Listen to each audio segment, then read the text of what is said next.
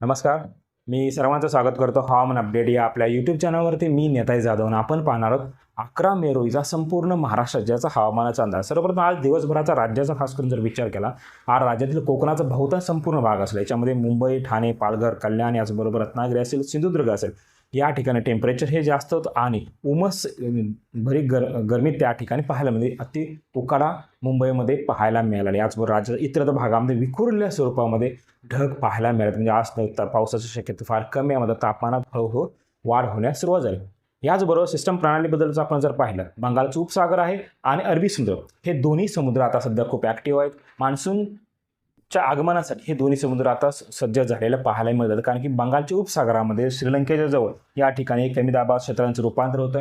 शक्यतो करून हे कमी दाबात क्षेत्र डिप्रेशन किंवा लो प्रेशर एरियामध्ये कन्वर्ट होण्याची दाट शक्यता आहे. ज्यावेळेला हा लो प्रेशर एरिया तयार होईल, मग त्यावेळेला मात्र याचा ट्रॅक कसा असेल, एक ट्रॅक आहे तो बंगालच्या उपसागरातून उत्तरेला सरकेल. याचबरोबर दुसरा ट्रॅक आहे तो चेन्नईपासून भारताच्या सीमावर्ती भागापर्यंत येण्याची दाट शक्यता आहे. आता या ट्रॅकमुळे राज्यात पाऊस पडेल का? याचबरोबर काही बातम्या अशा आल्या आहेत की राज्यात धोधो मुसळधार पाऊस पडणार आहे. तर असा पाऊस सध्या तरी राज्यात आपल्याला पाहायला मिळणार नाही आहे.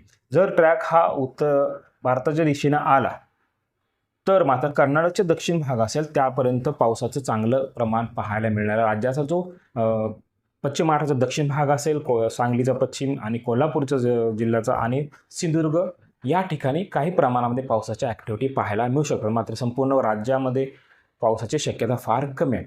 याचबरोबर अरबी समुद्राचा उत्तर भाग असेल, या ठिकाणी सर्क्युलेशन आहे. तसेच राजस्थानचा उत्तर भाग आणि पंजाबचा भाग या भागामध्येही एक सर्क्युलेशन आहे. याचबरोबर एक ट्रफ प्रेशर जे आहे ती विकसित झालेली आहे. मध्य महाराष्ट्रापासून ते कर्नाटक सीमावर्ती भागापर्यंत विखुरलेलं आहे. याच भागामध्ये पावसाचा जोर काही अंशी प्रमाणात पाहायला मिळण्याची ही दाट शक्यता आहे. याचबरोबर सध्याची लेटेस्ट सॅटेलाईट इमेजनुसार जर पाहिलं, राज्याच्या बहुतांश संपूर्ण विभागामध्ये पावसाची शक्यता फार कमी आहे. संपूर्ण कोकण किनारपट्टी असेल या भागामध्येही आज रात्री पावसाची शक्यता आहे. तसेच सांगली असेल, कोल्हापूर, पुणे, अहिल्यानगर असेल, याचबरोबर नाशिक, धुळे, नंदुरबार, जळगाव, संभाजीनगर, जालना, बीड असेल, या धाराशिव, सोलापूर, लातूर, नांदेड, हिंगोली, परभणी, जालना, याचबरोबर बुलढाण्याचा काय भाग आहे. या भागामध्ये आपल्याला जे ढग दिसत आहेत हे जे ढग पावसाचे ढग नाहीत, हे विखुरलेल्या स्वरूपामध्ये ढग आहेत. अति उंचावचे हे ढग पाहायला मिळतात. त्यामुळं शक्यतो करून या ढगामधून कोणत्याही स्वरूपाचा पाऊस पाहायला मिळणार आहे. मात्र ढगांचा गुच्छा वाढला तर मात्र एक दिवस स्वरूपामध्ये हलक्या स्वरूपाचा पाऊस काही ठिकाणी फक्त ठेंब पडू शकतात. जास्त जोरदार पाऊस आज रात्री राज्यामध्ये कुठेही नाही. याचबरोबर विदर्भाचा बहुतांश संपूर्ण भागामध्ये ही ड्राय वेदरच राहण्याची दाट शक्यता आहे.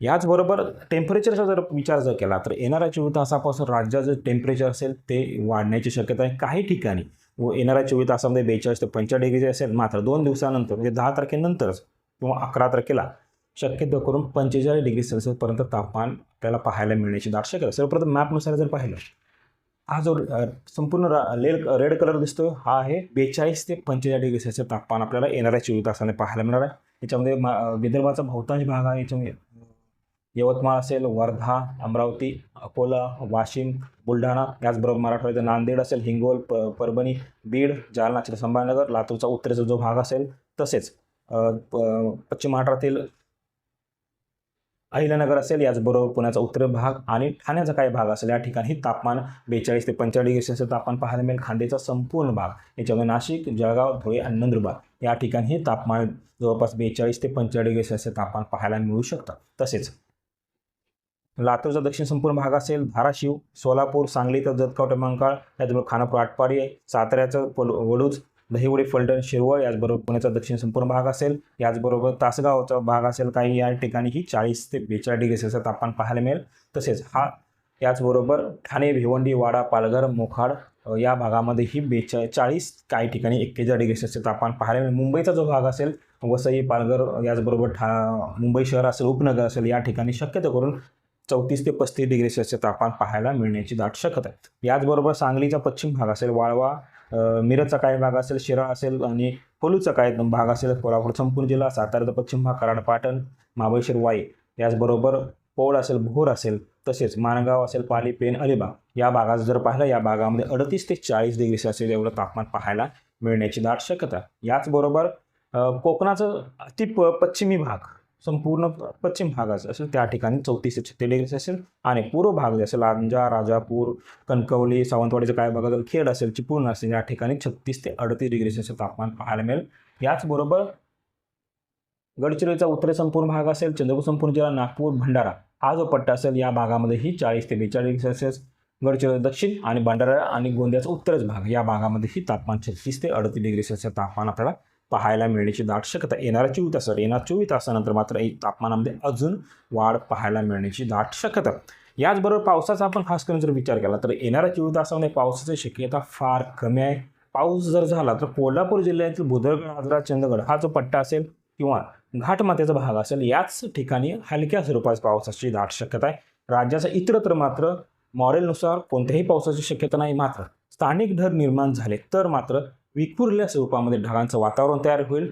वाऱ्याचा जो वेग असेल तो काही प्रमाणामध्ये जास्त राहू शकतं. पावसाची शक्यता फार कमी आहे. झाला तर एक दुसऱ्या स्वरूपात एकदम तुरळक काही ठिकाणी वेळापुरताच पाऊस पाहायला मिळण्याची दाट शक्यता. याचबरोबर IMDच्या हवामान खात्याच्या अंदाजानुसार जर पाहिलं तर येणाऱ्या 24 तासासाठी अमरावती असेल, अकोला असेल आणि बुलढाणा, याचबरोबर लातूर, धाराशिव, बीड असेल, सोलापूर, सांगली, सातारा आणि कोल्हापूर, याचबरोबर रत्नागिरीचा काय सिंधुदुर्गचा काय भाग असेल या ठिकाणी अलर्ट जारी केला.